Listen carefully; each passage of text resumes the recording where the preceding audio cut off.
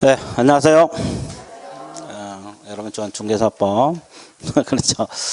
뭐 요약집 다 받으셨어요? 요약집 나오셨는데, 이건 이제 5월달부터, 다음 주부터 할 거예요. 오늘은 기본서 마지막 진도하고, 이제 다음 주부터 뭐 요약집 들어갈 테니까, 다음 주에는 요약집 꼭 가져오세요. 그렇죠. 이제 기본서는 뭐 꼭 필요할 때만 나중에 뭐 가져오라 할게요. 이제 요약집 위주로 강의하고, 꼭 필요할 때만 할 거고, 어차피 이제 범위를 줄여 가야 되니까 이제 그 기본서는 참고하시고 요약집을 이제 자꾸 줄여서, 범위를 줄여서 반복해서 보셔야 돼요. 10번이든 20번이든 이렇게 하시고, 또 이제 문제 자꾸 풀어보고 그러면 될 겁니다. 자, 그러면 준비되셨어요? 네, 자, 들어갈게요. 자, 몇 페이지 들어갑니까? 예? 457페이지. 이제 부동산 실명법, 실권리자 명의 등기에 관한 법률. 자,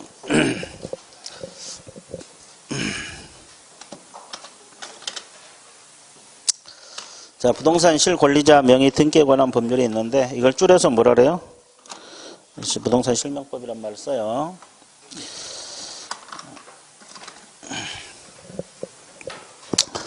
자, 그래서 여기는 이 교재는 지금 내용이 거의 없어요. 그림만 나와 있지, 그러죠? 그래서 이제 설명 들으면 될 거예요. 그래서 이제 그 그림만 나와 있어요. 자, 보세요. 명의신탁 약정이란 개념이 있어요. 약정이란 뜻이 뭡니까? 약정. 합의하는 거. 그렇죠? 그러니까 대내적으로는 갑이 소유권을 보유하기를 하고, 명의만 누구 앞으로 옮겨놓기는 합의를 말합니다. 등기 맡아달라 이 말이죠. 그럼 명의를 맡기는 사람을 명의 뭐라 그래요? 신탁자. 맡은 사람을 수탁자란 말을 쓰고, 둘이 합의하는 것을 명의신탁 뭐라 그래요? 약정이란 말을 써요. 자, 개념 끝났어요? 안 끝났어요? 끝났어요. 이제 무슨 법을 공부하면 개념을 해야 돼? 세 가지 말하면 돼요. 신탁자, 수탁, 약정. 개념 끝. 아이, 좋았어요. 자, 그러면 이 법의 근본 취지는 이렇게 타인 명의로 등기하라 하지 말라. 원래 소유자 앞으로 실명 등기하라. 이게 이제 근본 취지예요. 됐어요? 예. 그러면 여기서 물권을 타인 명의로 하지 말라 그랬거든요. 소유권이랄지 전세권, 저당권, 그 밖에 물권. 됐어요? 그럼 임차권이나 이런 채권을 타인 명의로 하면 걸려요, 안 걸려? 이 법에 저촉된다, 안 된다? 안 돼요. 자, 물권을 타인 명의로 하지 말라. 이해되셨어요? 예. 자, 임차권은 채권이거든요. 채권은 타인 명의로 해도 관계없어요. 자, 그러면 이제 명의신탁 약정 유형이 나와 있어요. 약정 유형은 몇 가지가 있어요? 제가 두 사람 간 등기 명의 신탁이 있고, 그 다음 몇 사람 간? 3자 간 등기 명의 신탁이 있어요. 자, 그러면 이 두 사람 간 등기 명의 신탁 이 약정. 자, 한번 봐드릴게요. 효력은 유효, 무효? 무효. 등기는 무효입니다. 자, 약정 무효, 등기 무효. 그럼 소유권 어디로 볼게요? 가백에. 그죠? 예. 그래서 이제 가백에 소유권 볼게요. 등기 자체가 무효니까. 근데 이제 여기 이게 겉으로는 지금 누구 앞으로 등기되어 있어요? 근데 이 사람이 제3자에게 팔아먹었다고 가정을 해봐요. 그럼 제3자 병은 소유권을 취득합니까? 못합니까?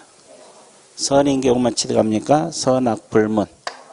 선악불문하고 취득을 한다. 그러니까 선인 경우도 취득하지만 악인 경우도 취득해요. 명의신탁 사실 알고 샀더라도. 그래서 약정무효 등기물을 가지고 제3자에게 대항할 수가 없다 이 말이에요. 이해됐어요? 그래서 명의신탁 사실 알고 샀더라도 소유권을 완전하게 취득한다. 이게 이제 이자간 등기 명의신탁 내용입니다. 별거 없죠? 예. 끝났어, 안 끝났어? 끝났어요. 그래서 여러분 교재 그 도표가 그렇게 나와 있어요. 450 그림 그렇게 나와 있어, 안 나와 있어요? 이 그림이 그겁니다. 그래서 이제 그 정도 알아두시면 되겠어요. 자, D페이지. D페이지를 보시게 되면, 자, 몇 페이지도 몰라요. 자, 458페이지입니다. 458페이지. 자, 준비되셨어요? 자, 그럼 몇 자간이 나왔어요? 3자간. 자, 3자간 등기 명의 신탁이 나와 있어요. 그러면 3자간 등기 명의 신탁을 공부해야 되는데, 자, 봐보세요. 우리가 갑을 원소유자란 말을 써요. 무슨 소유자? 원소유자. 근데 이 사람이 팔아먹었어요. 누구에게 팔아먹었을 것 같아요? 을에게. 그렇죠? 그래서 이제 이렇게 샀어. 그러면 이렇게 소유권 이전 등기를 해야 돼, 안 해야 돼? 해야 돼. 근데 이제 이 사람이 하기 싫다고 명의를 맡깁니다. 누구에게? 병에게. 자, 그래서 명의 수탁을 했고, 둘이 합의를 했어요. 자, 이게 이제 3자가 있는데, 그래서 등기 이렇게 넘어오죠? 바로 넘어와요. 그러면 이 건너뛰었어요? 안 건너뛰었어요? 중간 생략한 거잖아요. 그래서 이제 3자간을 중간 생략형 명의신탁 이런 말을 써요. 자, 그러면 효력 봐드릴게요. 너무 집중 안 해도 돼요. 가면 자연스럽게 봐주시면 돼요. 너무 집중한 게 내가 부담스럽잖아요. 아주 좋았어요. 자, 그러면 이 효력은 무효겠습니까? 유효겠어요? 무효입니다. 약정은 다 무효예요. 그럼 등기는? 무효입니다. 약정 무효, 등기 무효. 그럼 이것도 소유권이 어디로 복귀해요? 갑에게 복귀하잖아요. 이렇게. 그래서 이 사람이 직접 이전 등기 청구를 못하고 갑을 대의해서 일단 말소 등기 청구해요. 그럼 소유권 이렇게 복귀하잖아요. 그럼 매매 자체는 무효다, 유효다? 유효요. 그러니까 소유권 이전 등기 청구를 행사해서 소유권 되찾아올 수도 있어요. 그 과정에서 명의신탁 사실이 드러나겠죠? 그러면 처벌이 되죠. 자, 징역, 벌금 얼마라고 배웠어요?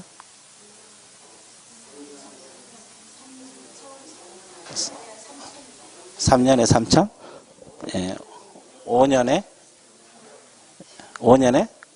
2억. 5년 이하의 징역, 2억 원 이하의 벌금.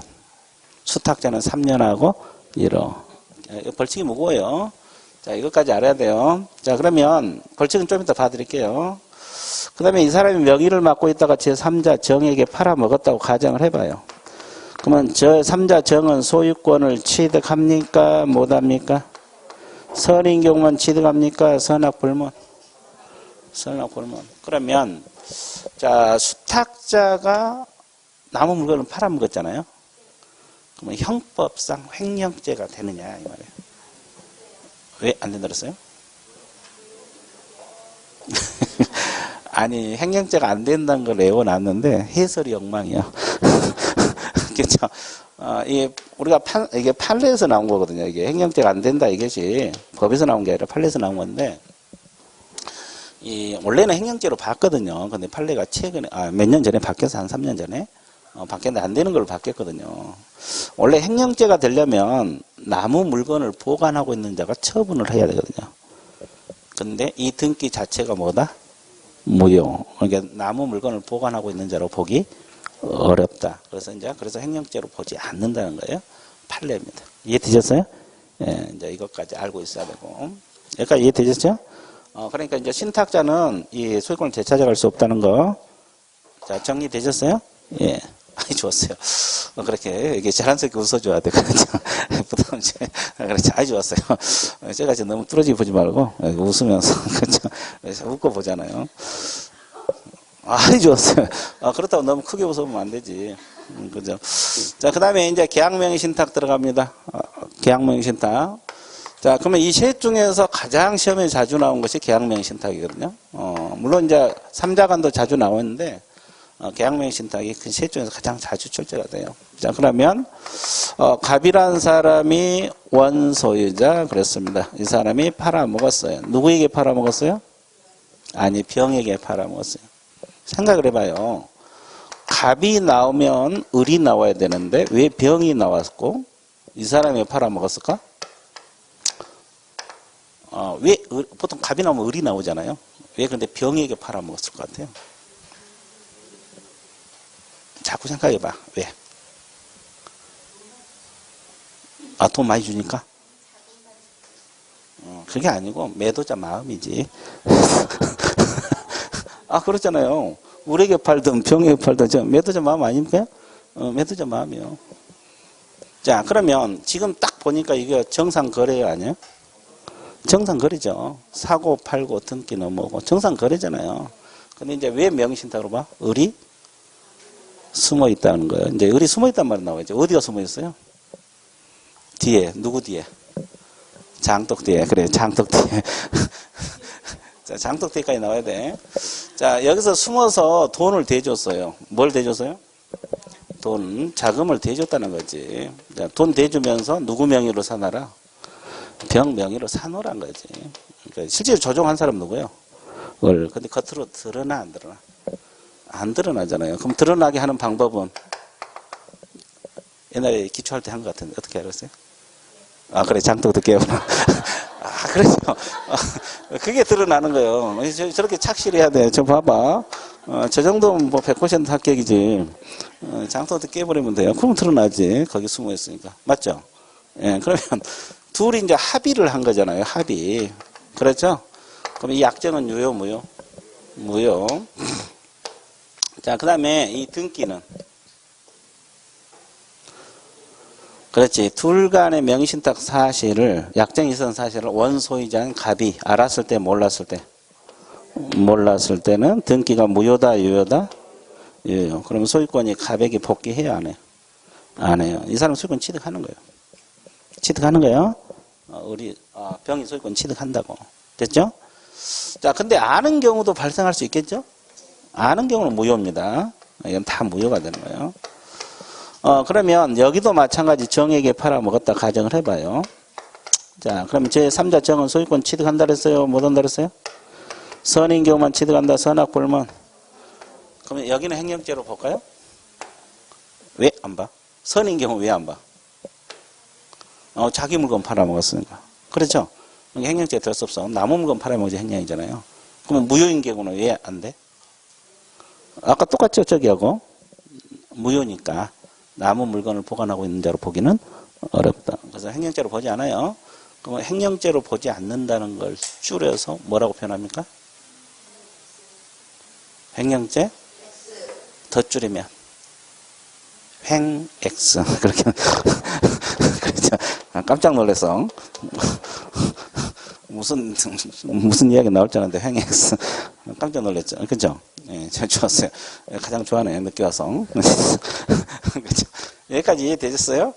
예, 자, 그래서 이제 여기까지 알고 있으면 됩니다. 자, 그래서 일단 이거 어차피 시험은 지문으로 뜨잖아요. 근데 이제 지문 연습도 많이 하셔야 돼요. 왜냐하면 자꾸 틀리거든요. 문제 나오면. 머릿속에서 이게 그림이 그려져야 되는데 안 그려지면 자꾸 틀리게 돼 있어요. 자, 그러면 거기 도표 2자간, 3자간, 계약명의신탁 나와 있어요? 예, 나와 있고. 자, 그 다음에 459페이지 3번. 자, 밑줄 그으세요. 명의신탁 약정 제외했던 거는 제외되는 경우가 양도담보, 가등기담보, 상호명의신탁, 신탁재산. 이 몇 가지? 세 가지는 제외입니다. 명의신탁을 보지 않는다는 거예요. 명의신탁을 보지 않는다는 거고. 이해되셨어요? 그 다음에 그 4번 종중 동그라미, 배우자 동그라미, 종교단체 있어요. 종교단체. 종교단체에 빠졌네. 하나 적으세요. 종중 배우자 종교단체입니다. 종중 배우자 종교단체는 제가 아니라 특례입니다. 특례. 특례란 게 뭐예요? 명의신탁인데 조건만 갖추면 효력 인정하고 처벌한다 안 한다? 효력이 유효하다 이 말이에요. 그래서 유효한 명의신탁이 되는 거예요. 자, 이게 종중 배우자 종교단체입니다. 그러니까 남편 명의로 된 걸 부인 앞으로 빼돌릴 수 있잖아요. 근데 세금 포탈 목적으로 빼돌리면 명의신탁으로 처벌받는 거고, 그런 것이 아닐 때는 효력 인정하고 처벌하지 않는다. 뭐 이런 내용입니다. 그래서 제하고 특례는 구별을 하라고 했어요. 자, 그 다음에 우리 과목은 벌칙도 알아야 되는데, 자, 칠판 봐보세요. 벌칙 봐드릴게요. 자, 벌칙은 이렇게 공부합니다. 자, 이렇게 공부해요. 자, 명의신탁자에게는 과징금이 들어갑니다. 과징금 몇 %? 최대 30% 범위 내입니다. 무슨 범위 내? 그러면 1억짜리면 최대 얼마까지? 3천까지 빼서 갈 수가 있다는 거지. 그래서 이제 범위 내니까 20%가 될 수 있어요. 수탁 차이는 없어요. 과징금 없어요. 소유자에게 부과되는 거지. 그러면 이제 과징금 부과받으면, 칠판 보세요. 책 보지 말고 책은 좀 이따 볼게요. 자, 과징금 부과받으면 자기 앞으로 빨리 실명 등기 해줘야 돼요. 근데 했어요, 안 했어요? 1년 동안 안 해봤어요. 왜 안 한 거예요? 그렇죠. 어떻게 된 거 모르고 이제 다 맞추네. 그러면 이행강제금이 부과됩니다. 얼마 부과돼? 세. 자, 그러면 지금 최대 몇 퍼센트까지 뺐겠어요? 40%. 근데 처음에는 어떻게 된가 보려고 안 해봤더니 이걸 또 뺏어갔잖아요. 이제 화가 난 거예요. 그래, 한번 끝까지 한번 해보자. 그래서 다시 1년 안 해봤어. 그럼 얼마 또 뺏어가? 20%또 뺏어가요. 그러니까 실명등기 해줘야 되겠네, 이거 하면. 또 안 하면 또 20%또 뺏어가. 자, 수탁자 넣고. 그 다음에 이것만 있는 게 아니죠? 벌칙 아까 있다 그랬어요? 없다 그랬어요? 여기는 5년하고 얼마? 2억입니다. 자, 징역, 벌금이 억 단위로 놀아요. 여기는 3년하고 뭐다? 1억. 자, 그래서 수탁자. 그래서 이제 여러분 교재 거기 400페이지, 460페이지죠? 그 내용이에요. 자, 민족 볼게요. 5년하고 2억은, 명의신탁자 기억만 민족 보세요. 장기 미등기에 내놓고. 자, 3년하고 1억은 수탁자. 그리고 과징금, 이행강제 그 30% 범위 내의 동을 한번 주세요. 를 그러면 틀려버려요. 를 그러면 틀린다고 범위 내. 그러니까 최대가 30%예요. 이해되셨어요? 자, 그 다음에 신탁자에게 부과된다는 거 과징금. 그 이행강제금도 신탁자에게 부과됩니다. 신탁자에게 부과되는데 1년 경과하면 10. 다시 1년 경과하면 20. 그렇게 나와 있어요? 안 나와 있어요? 나와 있죠. 자, 그래서 이제 이것은 이제 뭐 이 정도 정리할게요. 끝났어요. 부족하면 또 나중에 뭐 문제 풀면서 또 보기를 하고 또 민법에서도 열심히 할 거고 그렇잖아요. 그 다음에 이제 4장 파트가 뭐가 있어요? 주택임대차 보호법. 이걸 줄여서 주임법. 그렇죠. 주임법. 이제 이 교재는 판례만 몽땅 실어놨어, 지금. 판례만. 뭐, 안 봐도 될 판례까지 막 실어놨어요. 그래서 이제 필요한 것만 내가 봐드릴게요. 자, 우리가 주택임대차 보호법 가장 먼저 공부를 해야 될 것이, 주임법입니다. 자, 주임법 적용 범위. 여러분 칠판 보시고 감상하세요. 감상하시면 돼요. 책 안 봐도 돼요. 자, 이 주임법 적용 범위는 무슨 건물에만 적용이 된다? 주거용 건물에만 적용돼요. 근데 이 주거용이냐 아니냐는 뭘로 기준으로 해요? 그렇죠. 사실상 주거로 쓰면 주임법이 적용이 됩니다. 공부상 관계없이. 그죠? 자, 그 다음에 겸용 건물. 주임법이 적용되겠어요? 안 되겠어요? 됩니다. 근데 이것은 어디까지는 뭐가 주된 부분이 돼요? 주거가 주된 부분이 되고 점포가 부수적인 거. 그럼 반대로 점포하면서 방한간 쓰는 건 돼, 안 돼? 안 되겠죠? 자, 그래서 이제 주택이 주된 부분이 돼야 되고 유일한 주거가 돼야 돼요. 여기까지 이해되셨어요? 좋았어요. 자, 그 다음에 미등기 전세가 뭐예요? 이게 되는데 미등기 전세가 뭐냐고. 말 그대로 등기 안 하고 우리가 이제 민법에서 전세권 설정 등기 안 하고 우리가 보통 전세 산다고 이야기하잖아요. 여기요. 이게 다 미등기 전세거든요. 채권적 전세. 그럼 이건 임대차. 특수한 임대차. 그래서 이제 이건 주임법이 적용돼요. 자, 그 다음에 법인. 자, 법인은 주임법 적용 받는다, 안 받는다? 원칙은 안 받아요. 일반 법인은 적용되지 않고 예외적으로 적용되는 법인이 딱 세 가지가 있죠. 어떤 거 있어요? 한국 토지주택공사가 있고, 그죠? 또 지방공사가 있고 중소기업법이 있어요. 그러니까 이제 이게 뭐냐면 일반 법인, 그러니까 일반 회사들이 예를 들어서 주택을 임차했고 직원들이 들어가 살아도 보호가 안 돼요. 근데 이제 여기 같은 경우는 한국토지주택공사가 선정한 입주자가 주택 인도 받고 주민등록 갖추잖아요. 그러면 대항력이 발생을 해요. 이해되셨어요? 이게 주임법이 적용된다는 거지. 그러니까 이 공사가 임차를 해가지고 이분들이 선정한 입주자가 들어가 살면 됐어요? 예, 원리가 그거예요. 여기까지 감 왔어요? 감 왔어요? 안 왔어? 맞죠? 예, 좋았어요. 완전히 온 거야, 조금 온 거야. 자, 그러면 그죠? 이건 다 이제 적용되든지 일부 적용되든지. 그럼 일시사용 명백한 임대차는 적용한다, 안 한다? 안 한다. 자, 이것은 적용되지 않아요. 자, 이것도 구체적으로 따져야 되겠죠? 일시사용인지 아닌지. 근데 이제 명백한 경우는 적용되지 않는다. 그래서 주임법 적용 범위 적용되지 않는 거 끝났어, 안 끝났어? 자, 교재 한번 봐드릴게요. 그 2번에서 적용 대상 동그라미 1번 주거용 건물 전부 일부 임대차 적용된다. 주거용 건물 동그라미. 자, 2번 임차주택 일부가 주거 외 목적으로 사용 경우에도 동법이 적용이 된다. 겸용 건물을 말한 거죠. 자, 그 다음에 사실상 주거로 사용하면 적용된다. 나와 있어요. 그 다음에 무허가 건물 미등기도 가능하다. 적용된다고 나와 있죠. 밑줄 그어놓으시고. 자, 비주거용 건물 임대인 동의를 얻어. 뭘 얻어서? 주거용 건물로 개조한 경우도 적용된다고 했고, 법인도 일정한 경우가 세 가지만 적용된다. 그렇게 나와 있고. 자, 적용되지 않는 거. 일시사용 임대차 적용되지 않는다고 나와 있죠. 그리고 세 가지 법인을 제한 일반 법인에게는 적용한다, 안 한다? 안 한다고 나와 있어요. 자, 그리고 비주거용 건물 일부를 주거용. 그러니까 이건 비주거가 주된 부분이 된 거죠. 그러면 주임법이 적용되지 않는 거고. 그 다음에 채권 회수 방법으로 소액 보증금 임대차 계약을 체결하는 경우도 적용되지 않는다 나와 있죠. 이제 이 임대차는 사용 수익이 주 목적이어야 돼요. 근데 이제 돈 받을 목적으로 빌려주는 받을 목적으로 임대차 계약하면 적용되지 않는다 이 말이에요. 그죠? 자, 그래서 이제 가볍게 우리가 적용 범위 끝났어요? 안 끝났어요? 끝났죠. 되게 쉽죠? 네, 좋았어요. 자, 그러면 대항력. 대항력은 몇 가지 알고 있으면 된다 그랬어요? 세 가지. 자, 첫 번째 뭘 알아야 돼요?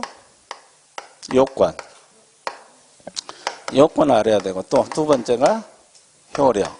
그 다음에 세 번째가 내용 알면 돼요. 내용. 자, 대항력, 요건, 효력, 내용. 그리고 이제 기타 판례, 관련 판례. 이걸 좀 알고 있으면 될 건데, 자, 요건은 뭘 갖추면 돼요? 대항력 요건?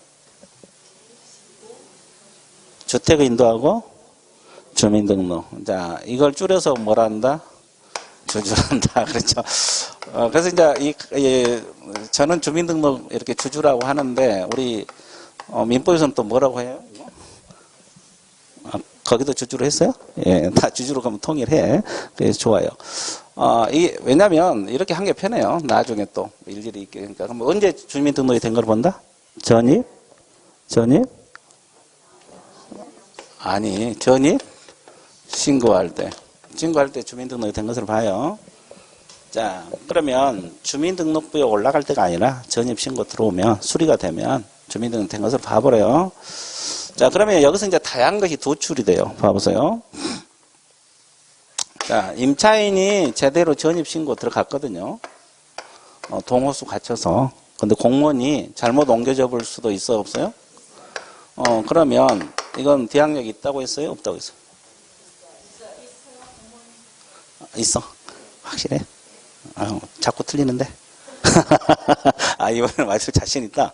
아주 좋았어요. 예, 그렇죠. 농담이에요. 자, 보세요. 대항력 있어요. 왜? 전입신고 제대로 들어간 거잖아요. 전입신고 들어갔어, 안 들어갔어? 들어갔어요. 그러니까 주민등록이 올라갈 때가 아니라 신고가 되면은 주민등록이 된 것으로 봐버리니까. 자, 근데 임차인이 잘못 기재해서 신고를 했어요. 그러면 공무원이 그대로 옮겨 적어도 대항력이 있다, 없다? 없다. 이런 원리가 되죠. 그럼 세대원 일부만 전입해도 보호가 됩니까? 안 됩니까? 됩니다. 자, 뭐 가족이 4명이다면 한 2명만 해놔도 돼요. 자, 그러면 다세대 주택은 어디까지 신고가 들어가야 돼요? 집원하고 동호수까지. 자, 다가구는 집원만 기재가 돼도 보호가 된다. 자, 그렇죠? 그럼 효력은 이길 며칠? 0시. 다음날 0시에 발생한다. 2길. 자, 2길이라 다음날을 한자로 쓰면. 자, 그럼 내용이 뭐예요? 내용? 대항한다는 내용. 여기. 아니, 대항력 내가 내용 옛날에 이야기 했는데. 그렇지, 못 나가. 그것도 그쵸, 기억하고 있네. 못 나가. 좋았어요. 자, 봐보세요. 이 사람이 주택을 점유하고 주주를 갖추고 있잖아요. 자, 이렇게. 자, 그러면 여기 임대인이고, 여기가 뭐가 돼요? 임차인이 됩니다. 근데 이 사람이, 이 사람 제 3자에게 자기 소유니까 팔 수도 있죠?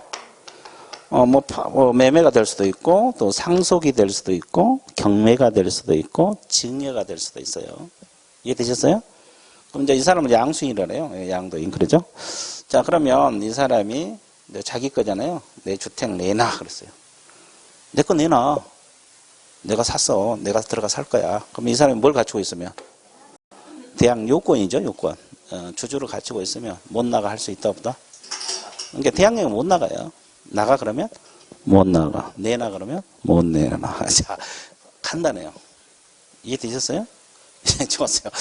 그러면 왜 못 내놔? 그래? 왜 둘이 계약을 했는데 알지도 못한 병에게 대항을 하냐고. 임대인 지위를, 이 지위 승계가 대항력 내용이야. 이게 지위 승계한 거 본다. 이게 그대로 지위를 승계를 받아요. 권리 뭐 다 승계가 돼요. 그러니까 이게 이제 내용이요. 내가 못 나가라고 이야기했는데 이게 지위 승계를 받는다는 거지. 그죠? 그러면 결국 이 사람이 이제 임대인 지위를 승계 받았으니까 이 사람 임대인과 마찬가지죠. 그러면 나중에 임대차 계약 끝나면 누구에게 주택 돌려줘야 돼? 병에게 돌려줘야 돼요. 그렇죠? 그러면 보증금 찾아가는 것도 병에게 찾아가는 거지. 그죠? 근데 이제 이 사람이 승계를 원하지 않을 수가 있거든요. 승계되면 보증금을 못 돌려받을 것 같아, 아무래도. 그럼 어떻게 해야 돼? 이건 판례에서 나온 건데, 법에서 나온 게 아니고. 판례에서 나온 거야. 이건 법에서 나온 게 아니에요. 이의제기 하면 돼, 이의제기. 양도 사실 안 때부터 상당한 기간 내. 무슨 제기? 이의를 제기해서 승계를 막을 수가 있어요. 그러면 갑이 보증금 반환 의무가 있어요. 이해되셨어요? 자, 이것은 법이 아니고 판례에서 나온 거고. 이해되셨죠? 자, 그래서 일단 대항력은 이 정도만 정리할게요. 자, 밑줄 그어드릴게요. 그 판례를 엄청 많이 실어놨어요. 좀 불필요한 것도 많고. 자, 그 463페이지 양가로 1번에서 동그라미 1번 첫째 줄, 두 번째 줄 밑줄 보세요. 주택임대차는 등기 없는 경우도 임차인이 주택이한데 주민등록한테는 다음날 몇 시부터 대항할 수 있다. 주주 동그라미 다음날 0시부터 대항할 수 있다. 나와 있어요? 예, 그래서 이제 대항력 요건은 주주, 효력은 다음날 0시 이렇게 나와 있어요. 그 주택 인도 관련 내용이 쭉 나왔는데 그건 볼 필요 없고, 자, DP 넘어가세요. 464페이지 주민등록 관련 내용들 판례가 많죠? 꼭 알아야 될 거 밑줄 그어드릴게요. 자, 1번 밑줄 보세요.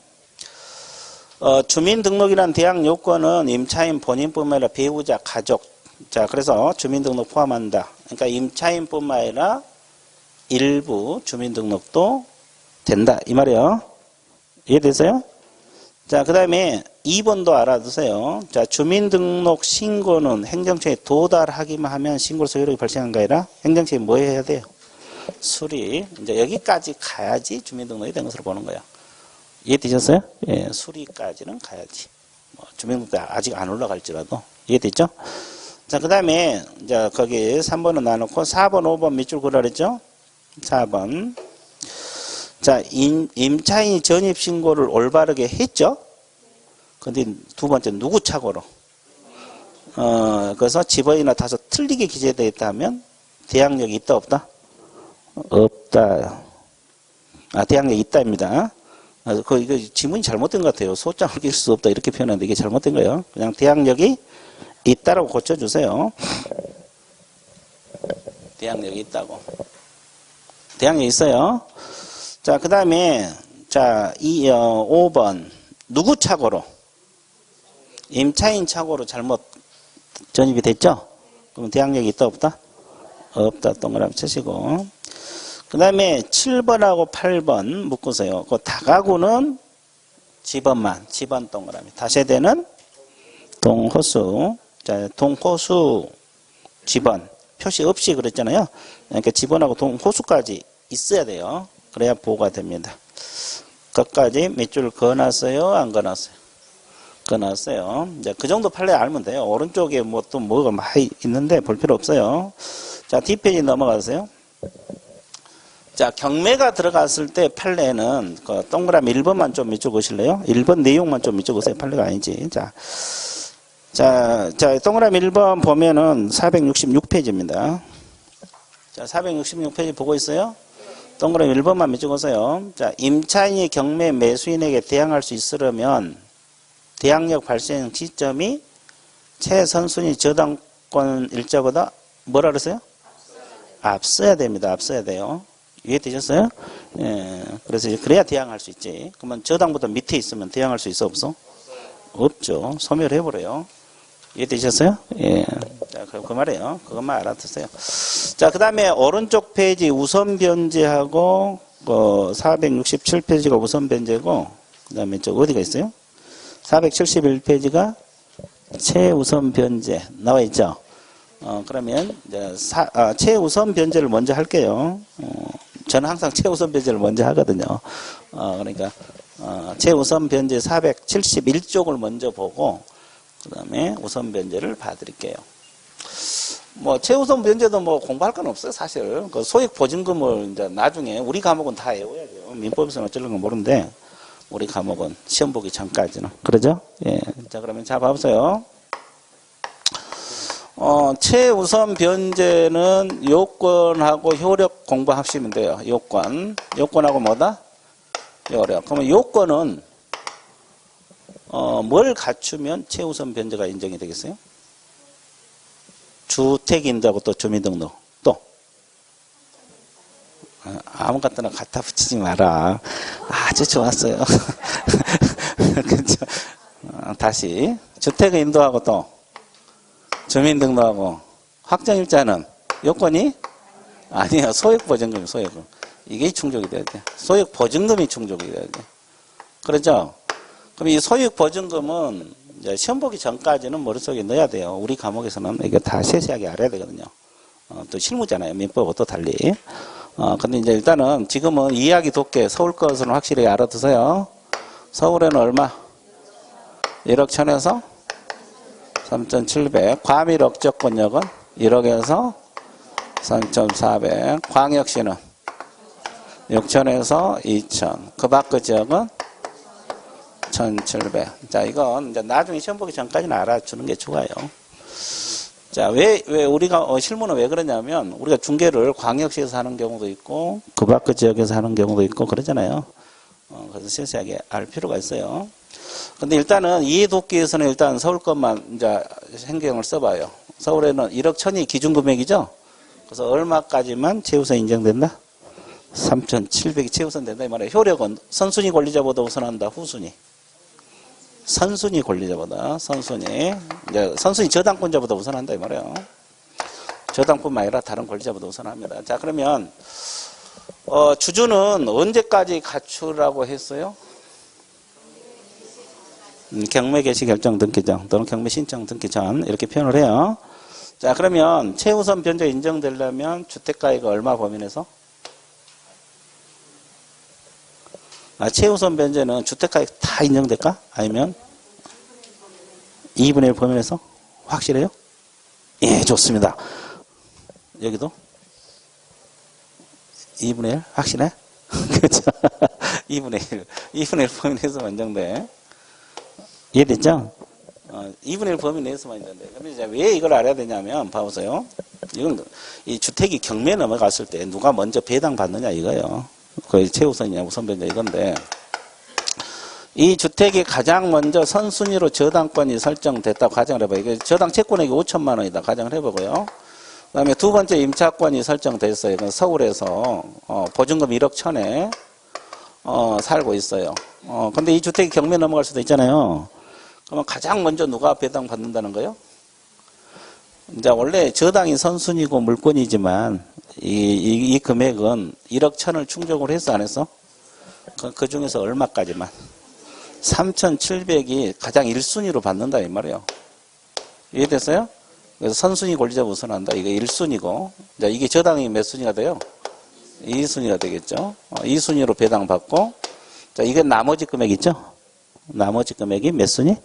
3순위가 된다 이 말이에요. 그래서 이제 이 원리가 이거예요. 선순위보다 우선한다. 그러니까 만약에 1억 1000을 넘어서면 최우선이 안 돼. 이해되셨죠? 이해되셨습니까?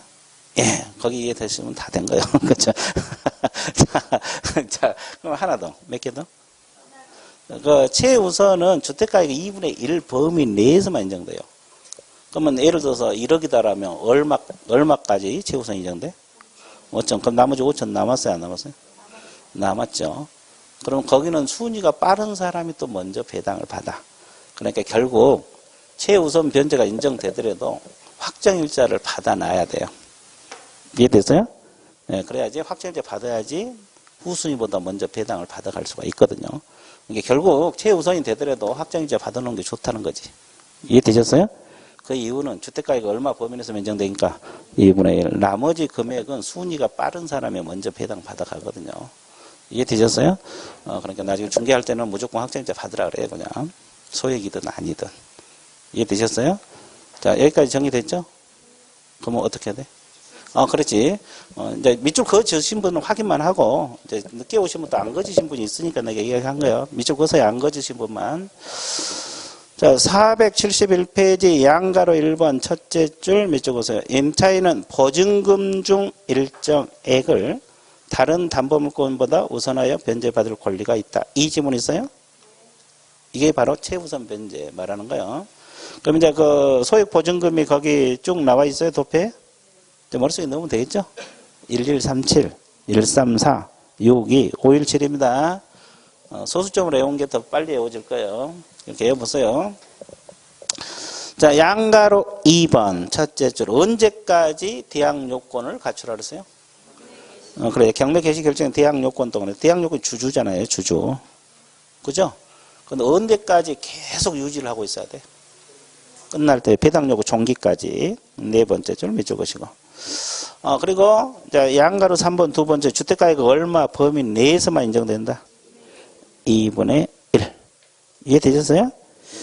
자, 그 다음에 이제 뒤에 판례가 몇 개 나와 있어요. 거기에 필요한 것만 체크해 드릴게요.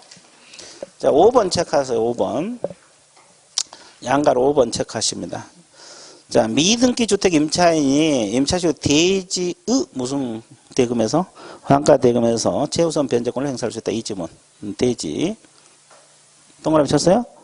자, 그것도 밑줄 그시고 그 다음에 9번 체크하세요. 양가로 9번. 양가로 9번 체크해 보세요. 주임법에서 최우선 변제권 인정되는 소액 임차인, 소액 보증금 반환 채권은 민사집행 규정은 배당 요구가 필요한 배당 요구 채권에 해당이 된다. 자, 이 지문. 그러니까 이 최우선 변제 받을 사람도 법원에다가 배당 요구를 하라는 거예요? 하지 말라는 거예요? 하라는 거예요. 해야 된다는 거예요. 그래서 이제 우리가 배당 안 해도 배당해 준 채권들도 있어요. 근데 이제 이것은 배당을 해야지 된다 이런 겁니다. 그래서 이제 그 정도만 알아두세요. 최우선은 일단 이 정도 정리할게요. 그리고 이제 뭐 부족하다면 나중에 문제 풀면서 보충을 하면 돼요. 문제 풀면서 이제 이게 뭐 쓸데없는 판례들이 너무 많으니까. 이해됐어요? 예. 자, 그 다음에 다시 앞쪽으로 넘어갈게요. 앞쪽으로 넘어가시게 되면은 이제 뭐가 나옵니까? 우선 변제가 나와요. 467페이지. 펴 놓고 칠판 보세요. 편만 놓고 칠판 봅니다. 자, 우선 변제는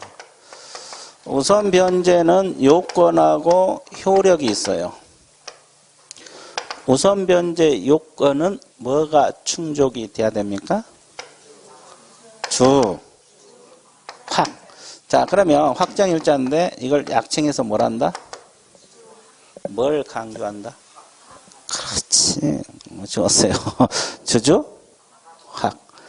자, 그래서 길 가다가 주주 확 그러면 앞사람이 깜짝 놀랄 수도 있어요. 그렇죠. 그럼 정중하게 공부한다고 이야기를 해주셔야 돼요. 그래 안 하면 또 한 대 맞을 수가 있다는 거죠. 그렇죠. 한번 해봐. 주주 확. 여기 한번 해봐. 그렇죠. 자, 그러면 이 확정일자는 어디서 받아요? 주임법은?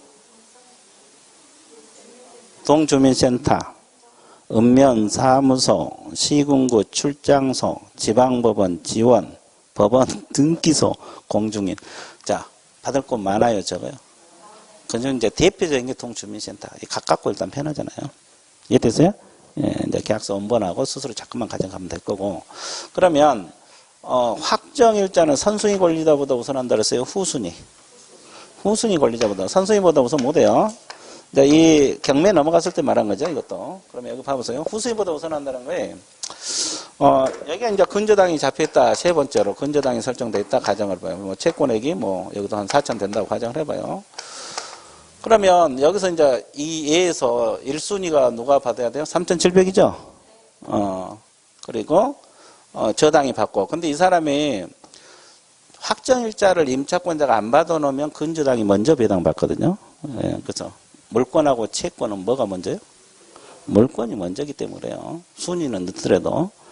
그런데 이제 여기서 뭘 받아놓으면, 확정일자를 받아놓으면 후순위 권리자보다 우선하여 배당을 받아갈 수 있다, 없다? 있다는 거지. 그러면 이제 뭐 3,700 저당, 그 다음에 이건 나머지 금액, 그 다음에 근저당이 되는 거예요. 이해됐어요? 그러면 선순위 권리자보다 우선한다는 거예요? 후순위 권리자? 후순위 권리자. 그래서 이제 확정일자를 그래서 받는 게 좋다는 거지. 감았어요? 자, 그러면 확정일자 효력은 당일날 발생한다고 했어요? 이길날 발생한다고 했어요? 확정일자 효력, 우선변제 효력.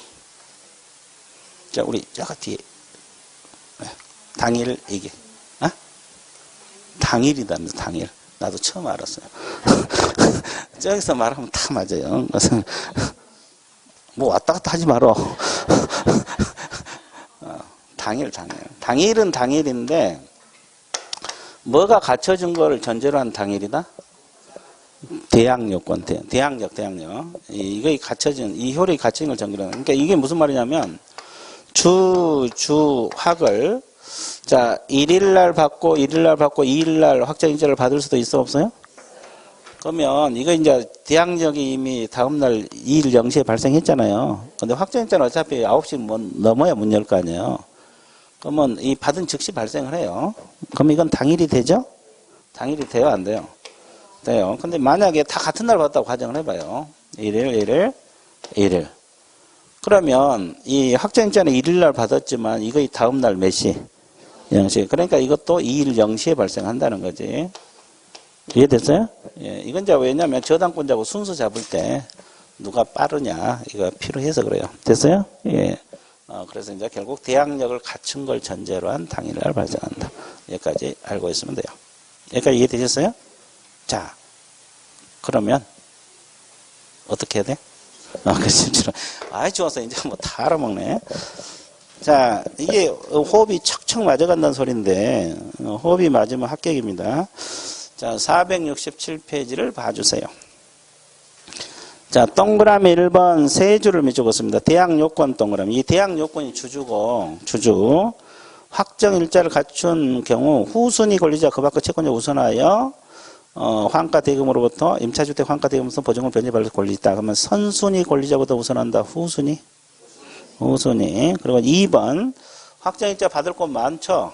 자, 읍면사무소, 동주민센터, 시군구 출장소, 지방법원 및 지원, 등기소, 공중인. 다 나와 있어, 안 나와 있어? 나와 있죠. 이제 동주민센터 하나는 애월 넣으세요. 자, 3번 첫째 줄. 자, 대항력이 있다면, 대항력이 전제가 깔려 있죠? 뭐가 있다면? 대항력이 있다면 확정일자를 갖춘 날에 이거죠. 위에 거죠, 위에 거. 위에 내용이잖아. 대항력을 갖추면 그 날에 당일날 발생한다. 이 뜻이에요. 그거 몇 줄 그어 놓으시면 돼요.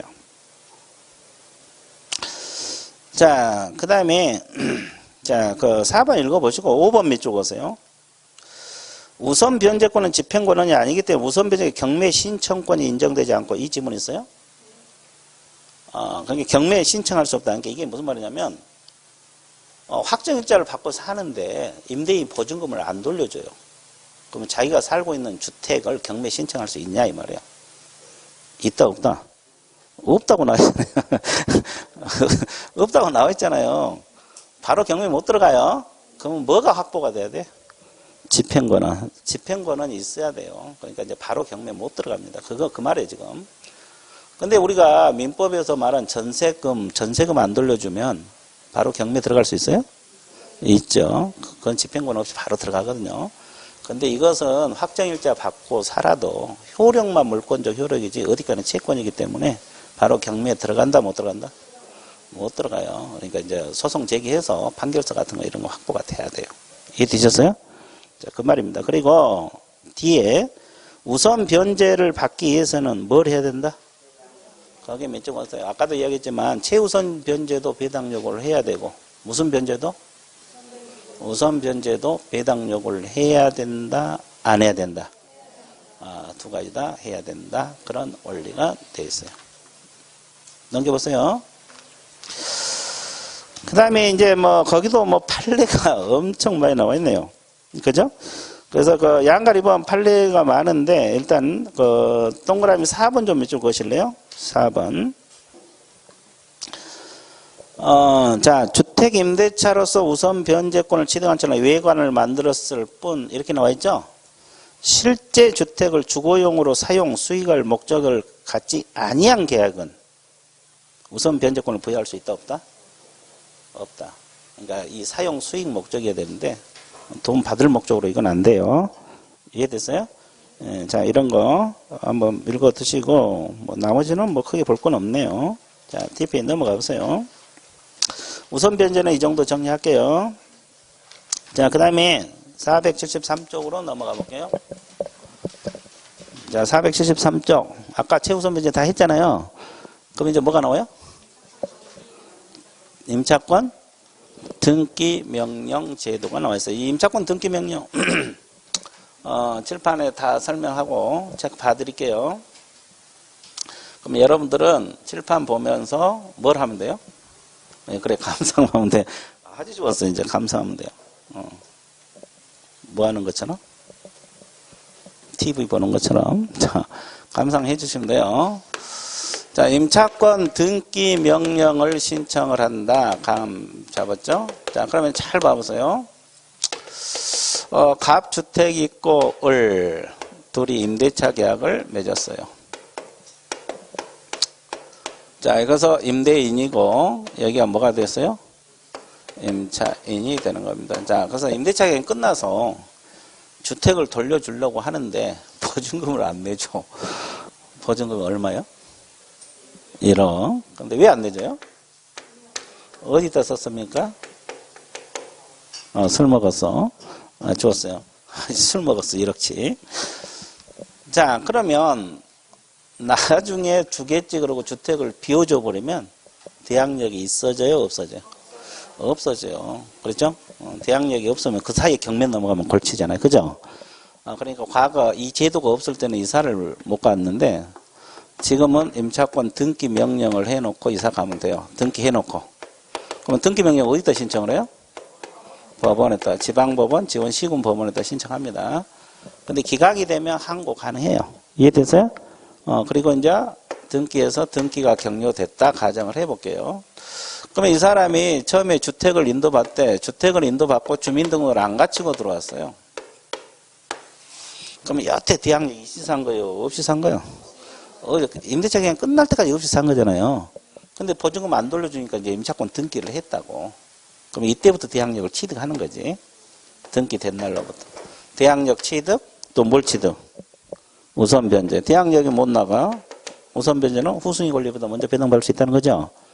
근데 이 사람이 들어오자마자 주주합을 다 갖추고 들어왔네. 그러면 이미 이 시점에서 주주합을 갖춘 시점에서 대항력하고 우선 변제권 다 취득했어 안 했어? 그러면 등기 한 날이 아니라 이 효력이 그대로 유지가 된다는 거죠?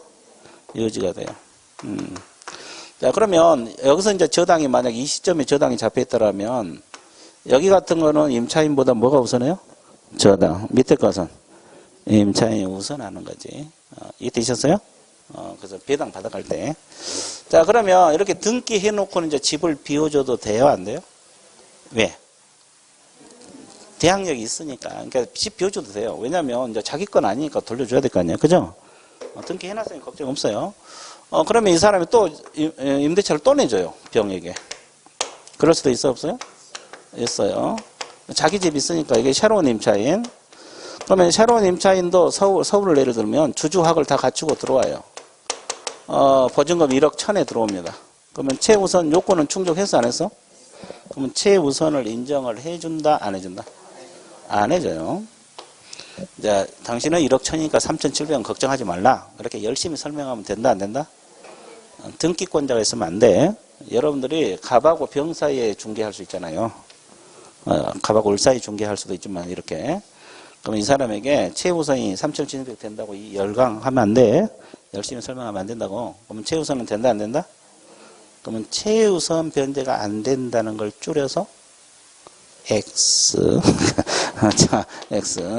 자, 깜짝 놀랐어. 자, 최우선 변제는 안 돼요. 근데 뭘 받아놓으면? 확정일자. 확정일자를 받아놓으면 무엇은 돼요?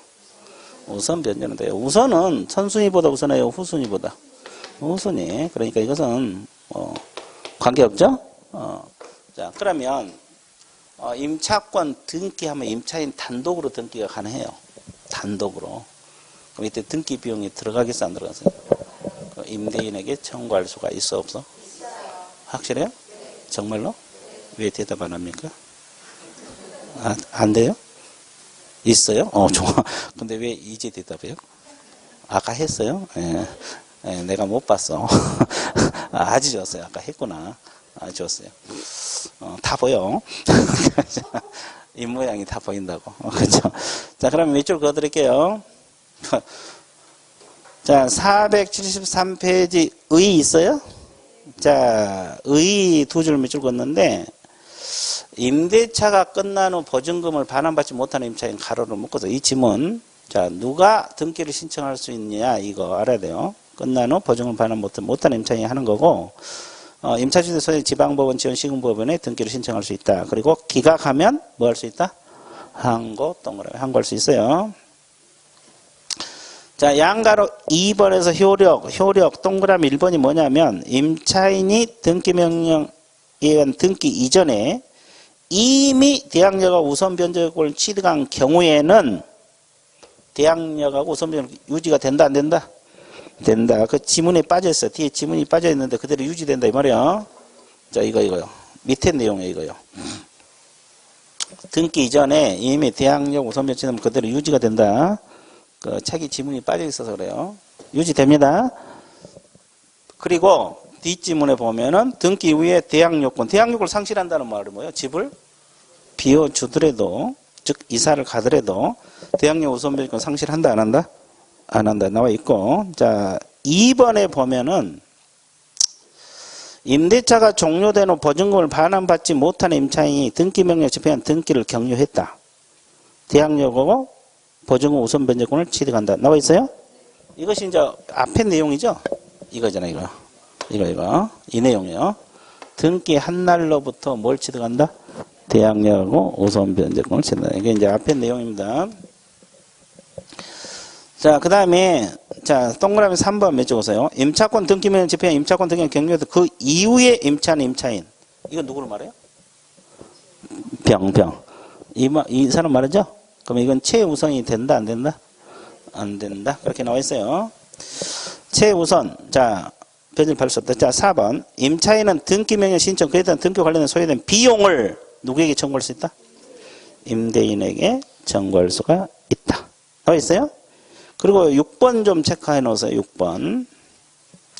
임차권 등기가 첫 경매 개시 결정 등기 전에, 자, 첫 경매 개시 결정 등기 전 이 지문. 그게 기준이요. 그 임차권 등기 그 전에 등기가 됐어. 그럼 배당 요구를 한다, 안 한다?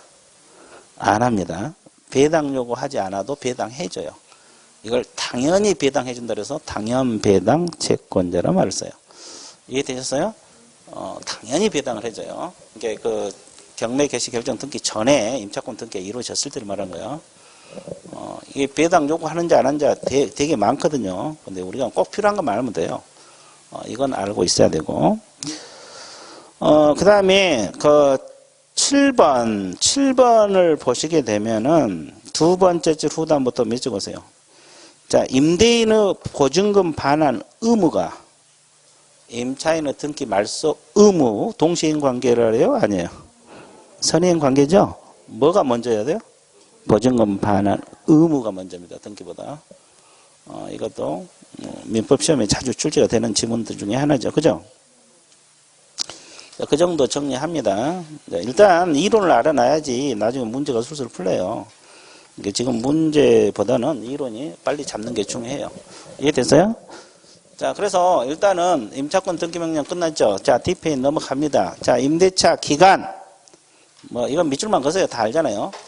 약정이 없거나 2년 미만으로 정한 임대차는 몇 년으로 본다?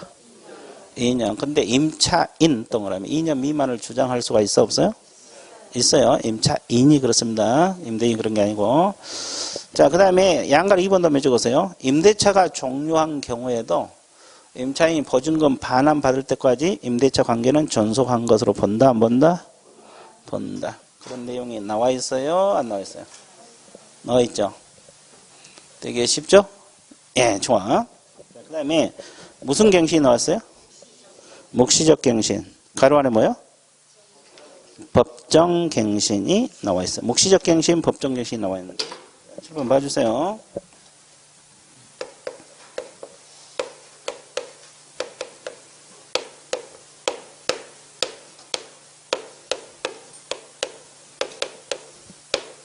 같은 말이죠. 법에 의해서 갱신된다 해서 법정. 아무 말 없어도 갱신된다 해서 묵시적. 그렇죠? 자동 갱신된다 해서 자동. 뭐 같은 말이에요, 다. 자, 보고 있어요? 예, 좋았어요. 아이, 좋았어요. 그렇게 수업 나와서 이렇게 들으니까 좋잖아요. 틈만 나면 빠질라. 그죠? 틈만 나면 빠져서. 그죠? 다 알아요, 내가. 자, 임대인. 자, 그 다음에 임차인. 됐어요? 그러면 임대차기에 끝나기 임대인은 몇 개월에서 몇 개월 전까지 6개월에서 1개월 전까지 나가라고 이야기 해줘야 되겠죠? 그럼 임차인 쪽에서는 1개월 전까지 이야기 해줘야 돼요. 근데 안 하면 자동 갱신된다. 그렇죠? 법정. 그럼 전 임대차 동일하다, 동일하지 않다? 동일하다. 동일합니다. 자, 기간은 몇 년으로 본다? 2년.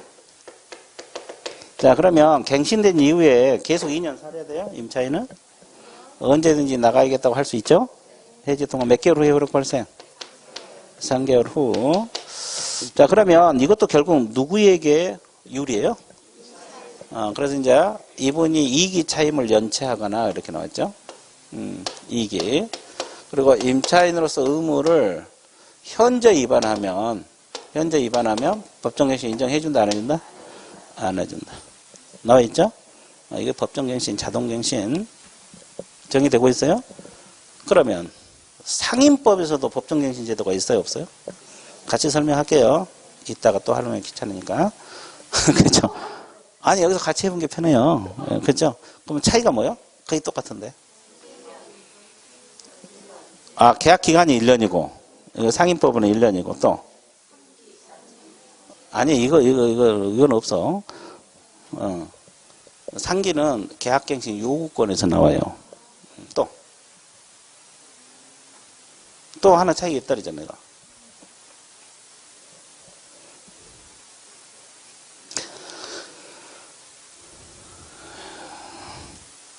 이거. 아니, 이거. 임대인은 6개월에서 1개월 전까지 있죠. 임차인은 이 규정이 없어. 이 규정 자체가 1개월 전이라는 규정이 없다고. 그러면 결국 하루 전이라도 나가겠다 하면 갱신이 안 되는 거예요. 이해됐어요? 근데 주인법 최소 몇 개월 전에 이야기 해줘야 돼. 이거 차이요. 이게 없어, 이게요. 그리고 이제 1년. 그러면 일단 밑줄 긋고 상임법 법정갱신 같이 봐드릴게요. 474페이지 묵시적 갱신 법정갱신 나와 있어요. 자, 양가로 1번은 임대인 동그라미. 임대인은 6개월에서 1개월 전까지 밑줄 긋었어요. 그리고 네 번째 임차인 동그라미. 몇 개월 전? 나와 있죠? 그리고 오른쪽 존속기간 몇 년? 2년. 그리고 양가로 3번 언제든지 임차인은 해지 통과할 수 있고, 그죠? 그리고 양가로 4번 통지 받은 날부터 몇 개월이 지나면 효력이 발생한다. 3개월. 나와 있어요? 그리고 이제 이기 차임을 연체하거나 의무를 현재 위반하면 법정갱신 인정되지 않는다. 이렇게 나와 있죠? 자, 그러면 저기 몇 페이지가 나와 있어요? 거기.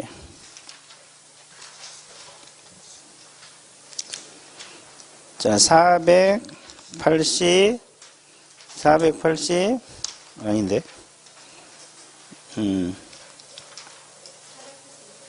482페이지 안 나와 있네. 법정갱신 어디 있어, 씨. 480? 아닌데?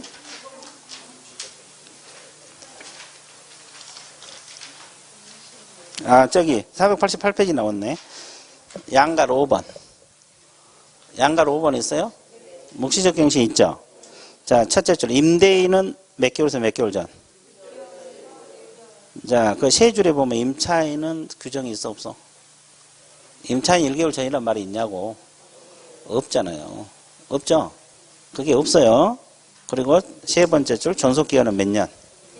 1년. 그리고 효력 3개월 후 이건 똑같죠? 그러니까 그 임차인 쪽에서 1개월 전이란 이 규정 자체가 없는 거예요. 1개월 전까지 이야기 안 해도 끝나기 전에 이야기하면 돼요. 이해됐어요? 그러면 갱신이 안 된다. 뭐 이런 원리가 되는데 이게 주임법상 법정갱신 제도하고 가장 큰 차이는 이거 뭐 기간이야 다 아는 거고 이거 이해되셨어요? 예, 이 정도 정리를 해볼게요. 그럼 이제 법정갱신 제도가까지 끝났어요? 안 끝났어요? 쉬운 것 같아요? 어려운 것 같아요? 자, 그러면 여기까지 하다 보니까 1시간이 흘렀어요. 그럼 이걸 기념해서 어떻게 합니까? 쉬어야 돼. 쉬었다가 합니다. 이해되셨어요? 예, 휴식 갔습니다.